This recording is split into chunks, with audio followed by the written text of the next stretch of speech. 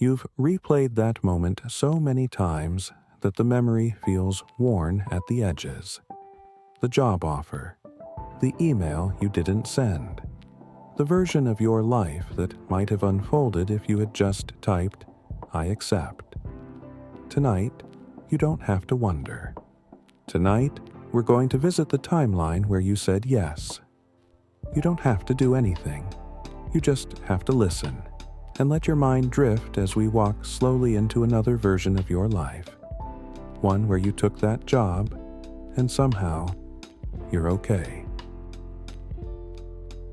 You're in your current bed, in your current room.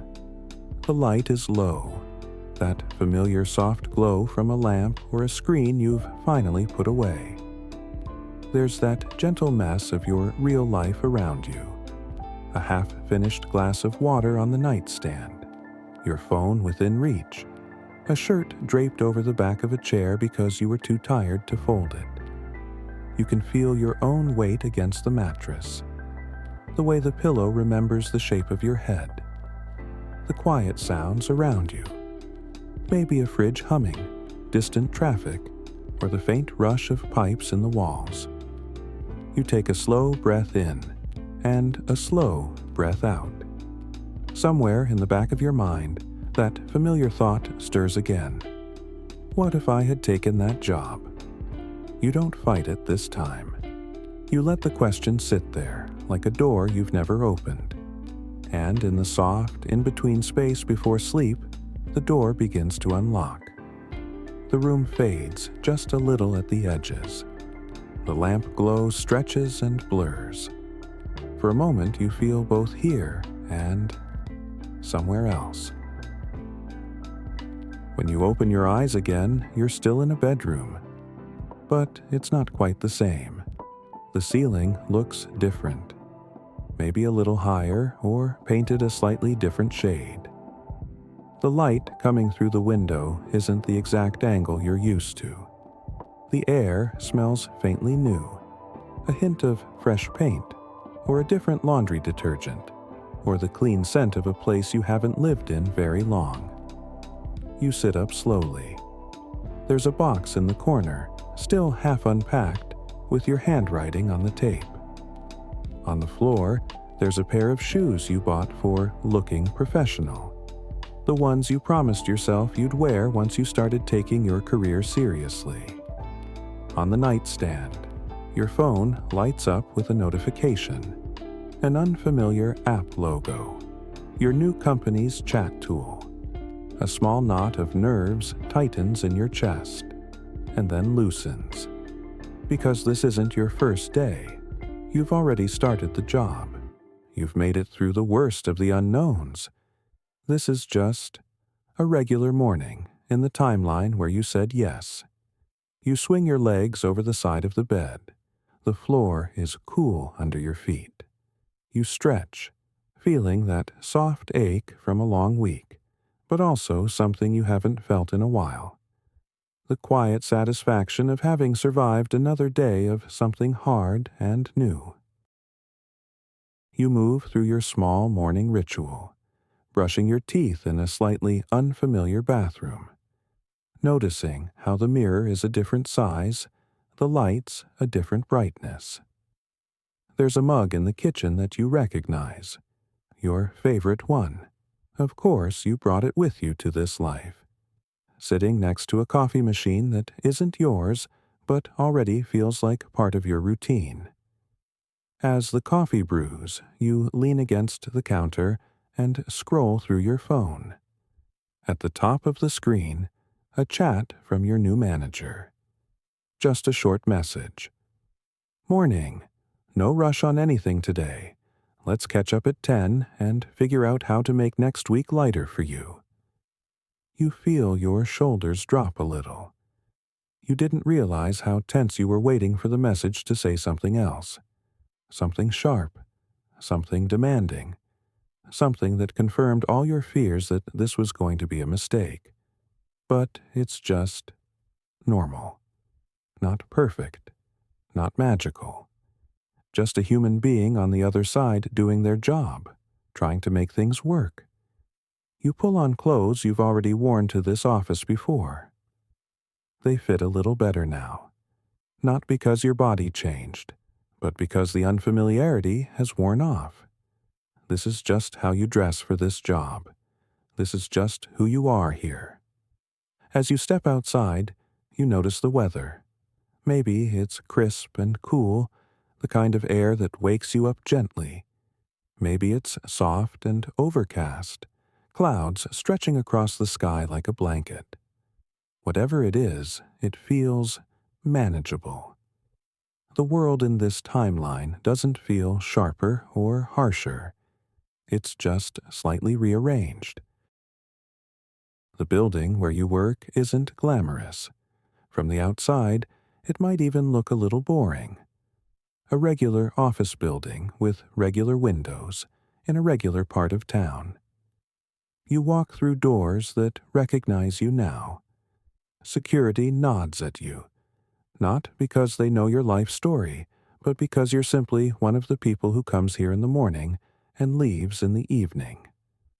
The elevator ride is familiar, the soft mechanical hum, the quiet music or the silence, the floor numbers lighting up slowly, one by one. You step out onto your floor. There's that subtle smell of coffee and printer ink, the muted sound of keyboards, small conversations, someone laughing at something on their screen. Your desk isn't perfect. A monitor, a plant someone suggested you buy to make it cozy, a sticky note with a reminder you should probably move into a proper to-do list. On the chair, your sweater. You forgot to bring it home yesterday. You pick it up and drape it over the back again. This desk doesn't mean you're successful at everything. It doesn't mean this job solved all your problems. It just means that in this timeline, you showed up. You took the risk. You let your life move forward in this direction, and somehow, day by day, it became normal. As the morning unfolds, nothing dramatic happens. You answer a few emails. You ask a question in the team chat and get a kind, helpful response instead of mockery. You join a meeting where your camera doesn't have to be on if you don't want it to be. Someone mentions a project and actually asks for your opinion, not as a test. Not to put you on the spot, just because you're here and you're part of this now. You give a small answer and it's fine. Nobody laughs. Nobody rolls their eyes. The conversation just continues, incorporating your contribution as if it belonged there. At your desk, you feel a small, surprising thought. I might be allowed to figure this out as I go. There are still unknowns, things you haven't learned yet, moments where you feel behind. But in this timeline, you're not frozen at the edge of the choice. You've already jumped. You're already in motion, and the ground hasn't disappeared beneath you. By the time the sun starts to drift down, you're tired. The kind of tired that comes from mental effort, but also from doing something that matters enough to ask for your energy. You say a few goodbyes to coworkers or log off from your last call. You pack your bag, shut down your computer, and step back out into the world. The way home has already become a pattern. Maybe you take a bus or a train. Maybe you walk past the same small bakery or coffee shop every day. The workers inside starting to recognize your face. Maybe you cut through a park, watching the trees shift slowly with the seasons. There's a comfort in those repeated details. Your life in this timeline is not a highlight reel. It's not dramatic or cinematic every second. It's a series of small, manageable days where you keep showing up. Not perfectly, not without doubts, but enough, back in your apartment, the light is softer now. You drop your bag, kick off your shoes, and sink onto the couch for a moment. You notice how the space feels lived in, but not overwhelming. A few dishes in the sink, A book face down on the coffee table. A blanket in the corner of the sofa where you've clearly fallen asleep more than once, you exhale. This is what that decision led to. Not an entirely different person. Not a completely transformed life. Just this version of you. In this version of your evening. In this version of your home, not perfect. But real. And surviving. Later that night, you lie down in your bed. The bed in this other life. The ceiling is becoming familiar. The sounds outside the window are the sounds of your new neighborhood. Somewhere in the building, a door closes softly. A car passes outside. The world settles. You stare up and think about the day. There were moments of uncertainty. A task you didn't fully understand. A process you still need to learn. A conversation where you stumbled over your words a bit.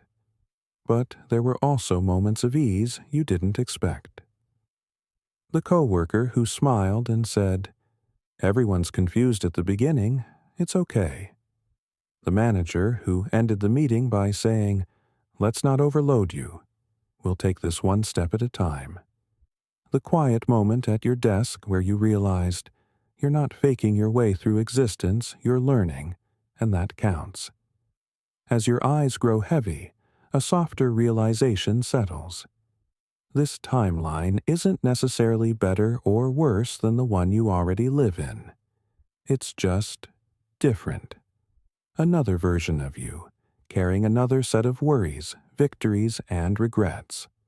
Another desk, another commute, another set of people you'd slowly grow to know and care about. You don't have to decide which life is correct. You don't have to punish yourself for not taking this path. You're just visiting. Just seeing that in at least one universe, you did make that choice. And you're okay. As sleep pulls at you in that other world, the edges of the room blur again. The alternate ceiling fades. The sounds of that city or neighborhood melt into the quiet of your real one. You feel your body returning to the bed you're actually in. The way your own pillow holds your head. The way your own blanket rests over your legs. You bring back something with you from that other timeline. Not the job, not the place, not the people. You bring back this understanding. You are not stuck forever at the point of that one decision. Your life didn't end because you chose one path and not the other. There are still so many tiny choices ahead of you. Small turns and adjustments, gentle shifts you were allowed to make at any time. You took a tour of What If tonight, so your brain doesn't have to keep replaying it on loop. You've seen that there is a world where you took that job, and you didn't fall apart. And now, here, in this world, you're allowed to rest. You don't have to solve your whole life before you sleep. You don't have to avenge every regret before you close your eyes. For tonight, it's enough to know that other lives were possible. And still, this one is continuing. You breathe in slowly, and out slowly. You feel the weight of your body held by the mattress, the heaviness in your limbs as they begin to sink deeper into relaxation.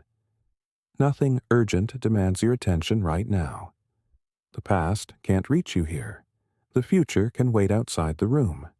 Right now, there is only this, the soft inhale, the softer exhale, your thoughts growing quieter. You did enough today.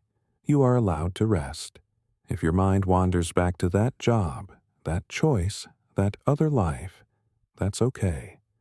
You've seen one version, you can let the images drift in and out like clouds across a night sky. You are here. You are safe enough for this moment. And as you drift toward sleep, you can let your body sink, your jaw unclench, your shoulders release, and your thoughts fade into the kind of silence that doesn't demand anything from you. Let the rest of the story happen off-screen, in dreams where you don't have to control every outcome. You're allowed to let go now. Good night.